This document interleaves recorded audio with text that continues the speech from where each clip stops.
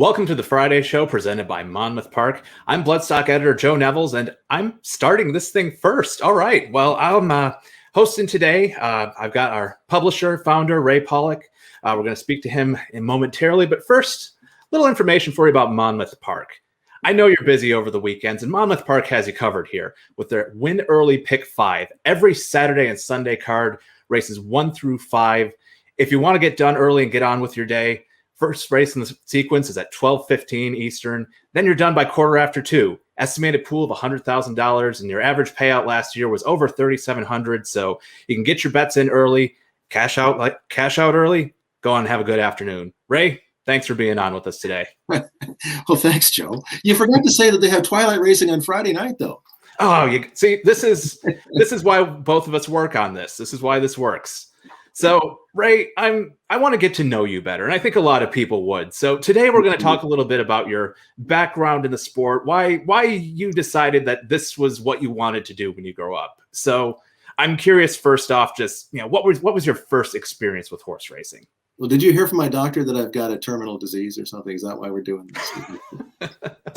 Listen, we have done enough talk about medical records on this show. We're going to keep this. We're going to keep this one light. Yeah. Well, I grew up in the Midwest on a farm out in the middle of nowhere near the Wisconsin-Illinois border. Had nothing to do with horse racing. Had horses. Everybody in our neighborhood, down the dirt path had horses. We all rode trail rides and that sort of thing. But I didn't know anything about horse racing really until I moved to Chicago after attending college in Florida. And I got a job working with a newspaper syndicate that syndicated columns to political columns. It syndicated cartoons to newspapers all across the country. One of our syndicated writers was Jimmy the Greek Snyder, the odds maker who did the CBS NFL, the NFL shows every Sunday.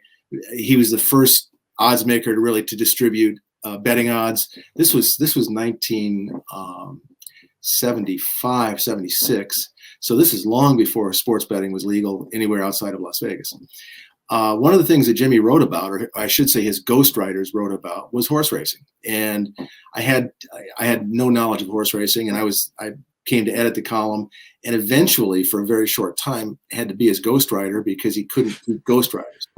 And he just, I said, look, he asked me, what I knew about sports, and I was very into sports, so that wasn't a problem. But I said, I don't know anything about racing. He said, you'll be fine. Just go out and buy the racing form, and you'll figure it out. Which is what I started doing, and I started going to illegal off-track betting shops in the downtown Chicago area where I worked. I started going to Hawthorne and Arlington. For some reason, I didn't like sportsmen. So this was around 77, 78 when I really got interested. And the Triple Crown by Affirmed was what hooked me. And when that company I worked for moved to Southern California in the winter of 1979, I went to Santa Anita and I said, wow, this is a lot nicer than Hawthorne. And nothing against Hawthorne, but I mean, it's the Mecca, out there. Mm-hmm. And so I looked to get a job in racing and got a job the following year, I think the fall of 80 at the Daily Racing Forum, worked there 8 years and moved to Kentucky and worked on trade publications. So you were in Chicago before the fire at Arlington, correct? Yeah, I was actually in Chicago before the fire at Hawthorne. Oh, 2 fires. Okay. And in fact, and let's not forget that Washington Park also burned down down in Homewood. But I went to Hawthorne, I think it was on a Saturday, and to play the daily double. And I looked up in the board, and there was a horse. It was 30-1 in the morning line. I think he was bet down to 6-5 or something like that.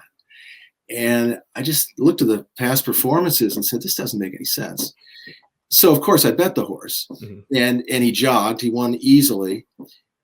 And the next day the track burned down, or that night the track burned down, and we came to find out fairly soon after the races were run that horse that won the first race, like a ringer, was actually a ringer.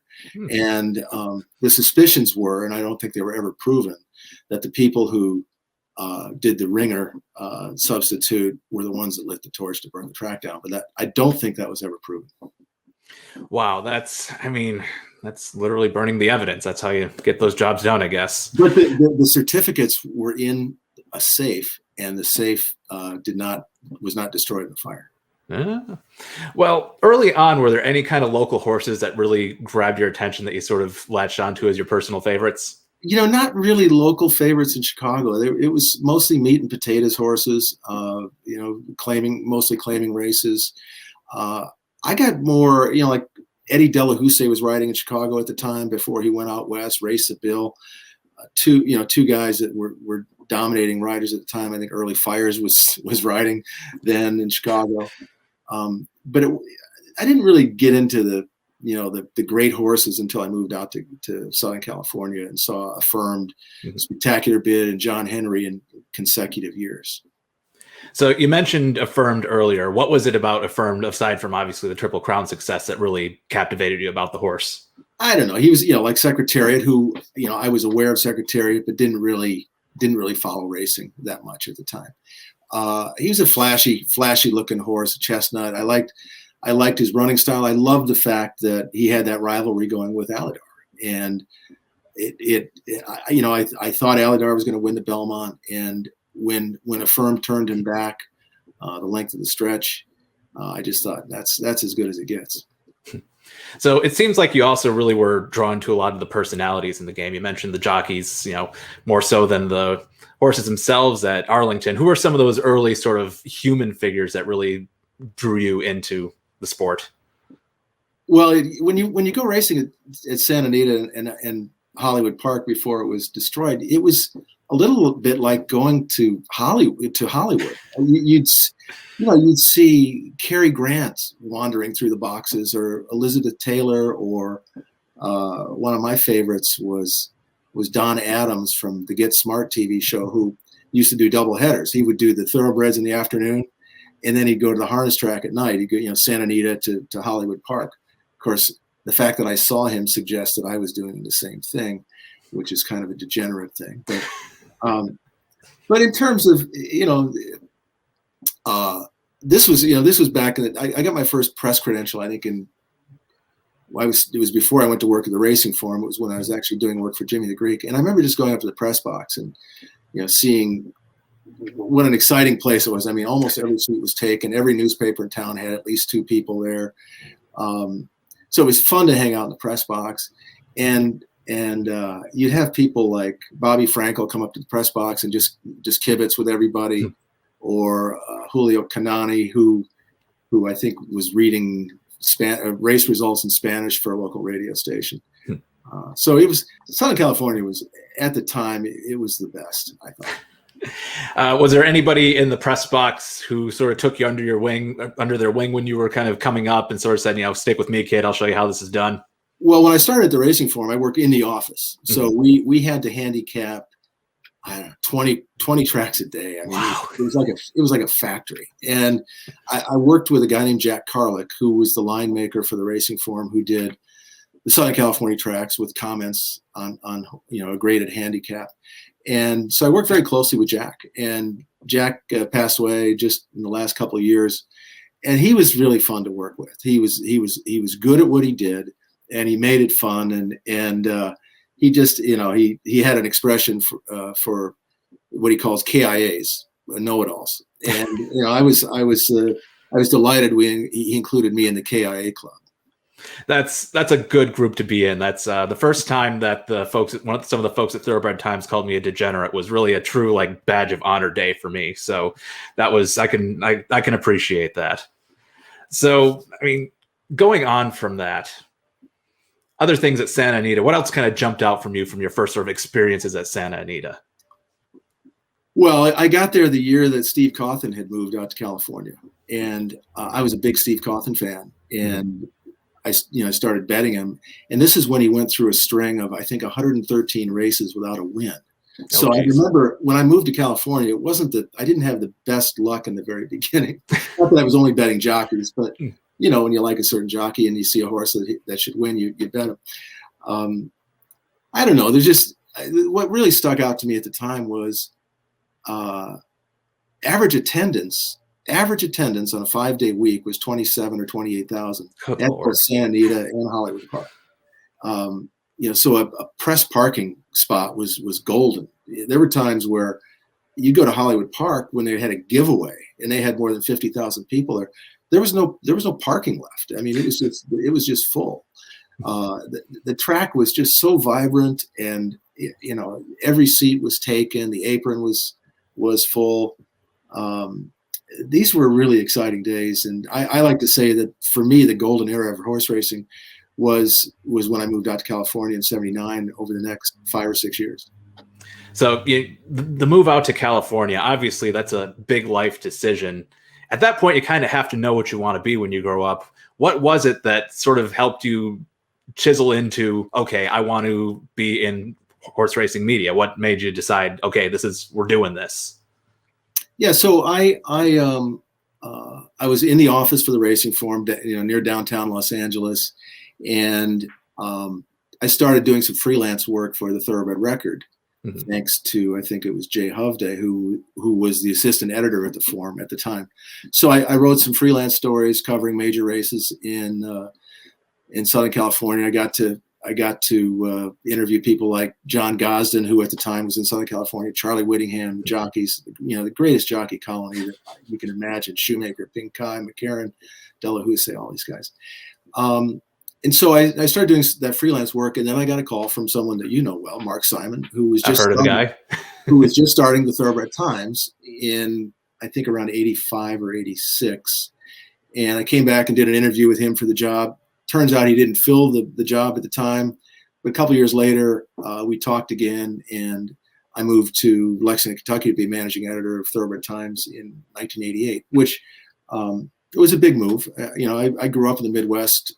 My wife was a West Coast person, so it was a big move for us to move from Manhattan Beach to Lexington.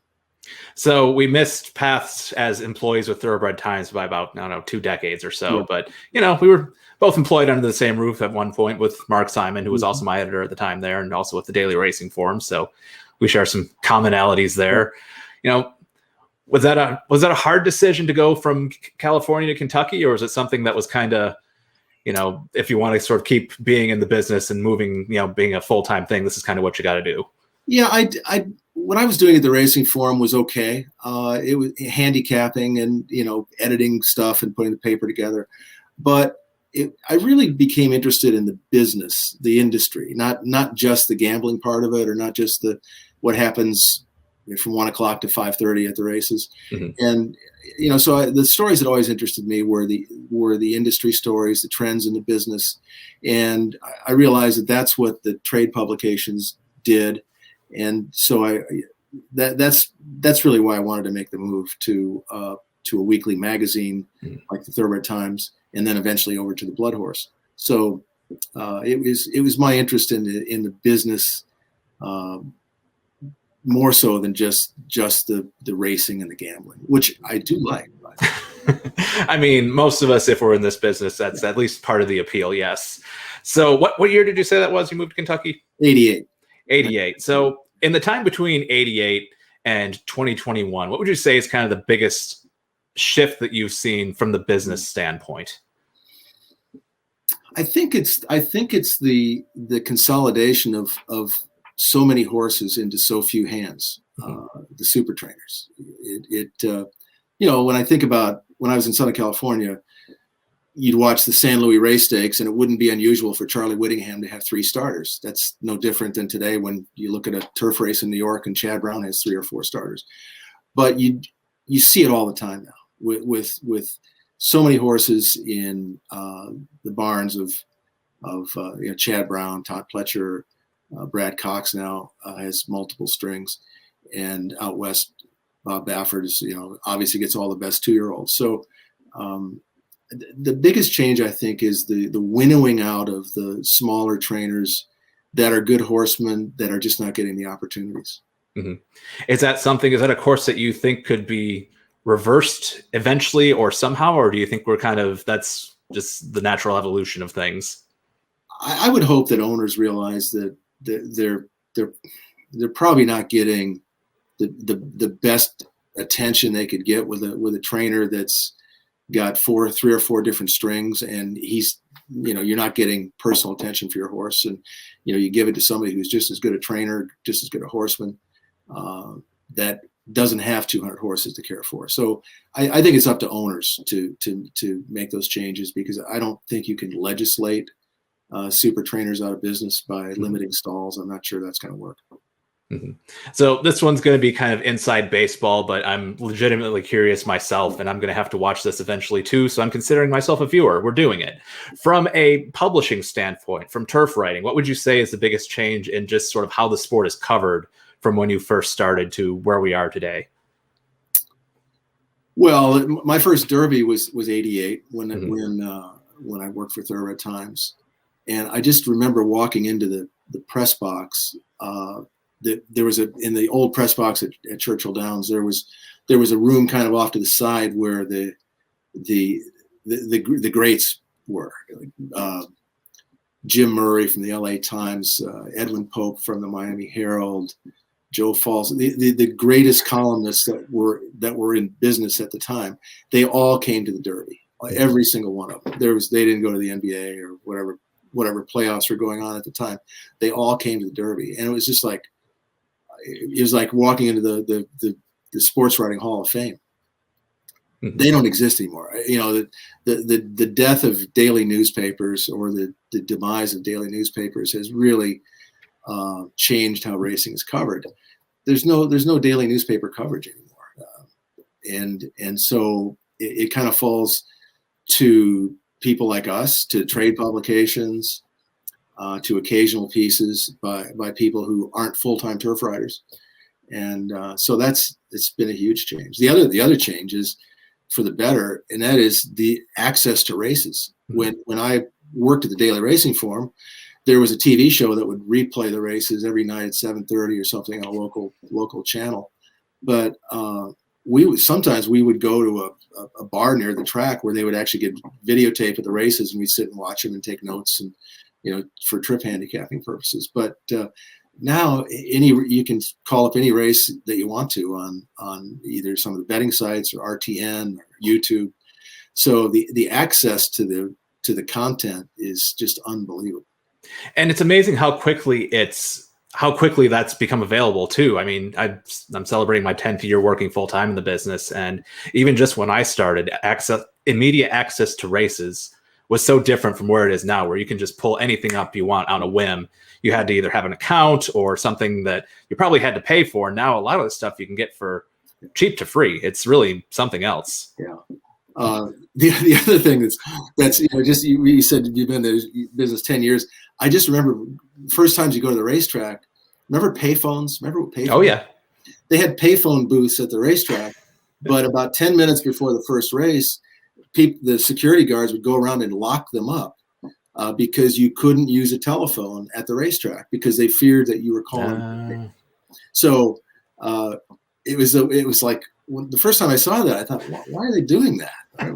So once you're at the track, you couldn't use a telephone. This is long before cell phones, of course. Unless you were in the press box. Now, the press box you could. Right. You were warned never to relay racing information to anybody if you used the phone in the press box. So how did that work if you had to call an editor and say, I don't know, the track's on fire, hold the press or something because you have a story coming in? Well, because you could do that. Okay. You just couldn't call up somebody in the office and say, hey, we bet the 3 horse in this race and he got beat, or okay. Or even worse, taking bets from somebody by telephone. And some people got in trouble for doing that kind of stuff. So we'll round this out with sort of I don't necessarily want to call it a lightning round, but I want to hear some more of, you mentioned Aladar was one of the horses. Yeah. I mean, Affirmed and Aladar were some of the horses that really got you into the business. Mm-hmm. Who are some of the ones in the time between then and now that have really jumped out at you as really special types of horses to either watch or cover? Well, I think Spectacular Bid is the best horse I've ever seen in race in person. I never saw Secretariat, so I can't claim that. Spectacular Bid was the greatest horse I ever saw. I love watching the Sunday Silence, the Easy Gore rivalry. I wrote the book on Sunday Silence for the Thoroughbred Legends series. Cigar, I chased him from Boston to Dubai to Chicago. that was just an incredible run, following his exploits and his winning streak. The other thing that's changed is the horses don't run as often, and that's just, it's hard to stay excited for a horse when he wins a race and then he goes into mothballs for 3 months and then comes back later in the year. It's just, they're not running in the big races like they used to, and that's a shame. Well, I've got one more question for you that I just thought up off the top of my head, and I'm curious on this one. People have read our website. They know that we cover a lot of things about the racing industry that aren't necessarily the most sterling, not the most uplifting, and it can wear on you sometimes. And I'm curious to hear from, your own voice yourself. What keeps you in the game? What keeps you sticking with horse racing when you see so many things that really can be quite discouraging? Every summer I go out to Del Mar, and 2:00 post means 5:00 back east, which is quitting time in a lot of places. And what keeps me in the game is I sit in the grandstand in a box with friends. We bet every race, or at least we have the intention of, we handicap every race. And there's just nothing better than a day at the races. And so, the rest of the year I may watch races on computer or TV or go to a big race now and then, but it's just nothing like going to a meet. Whether it's Del Mar, for me it's Del Mar. For you it might be Belterra Park or Ellis Park or whatever. There's just nothing better than going to the races on a consistent basis, and just doing the stuff that got us in the game in the first place. I hear you on that one. Van Wert County Fair, Labor Day. That's me. Okay. Well, Ray, I sure appreciate you sharing all this with us. I'm sure a lot of people will get a lot out of this. And in the meantime, let's turn our attention up north to Woodbine for our Star of the Week.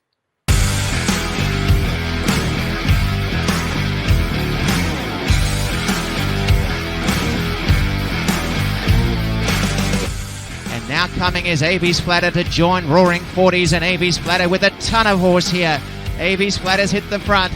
Racing out in the lead is Luis Contreras, and it's A.B. Splatter the one to catch. Got out by 2.5. Malibu Mambo's coming on down the center of the track, and as they come inside the final 16th, we see the real A.B. Splatter back with a vengeance. What an outstanding display, and A.B. Splatter just munching up the ground to score by about 5 lengths. Second has gone to Malibu Mambo from Solidify, Roaring 40s behind them, and then Silent Jimmy and Dundrum, the time 1:21.49.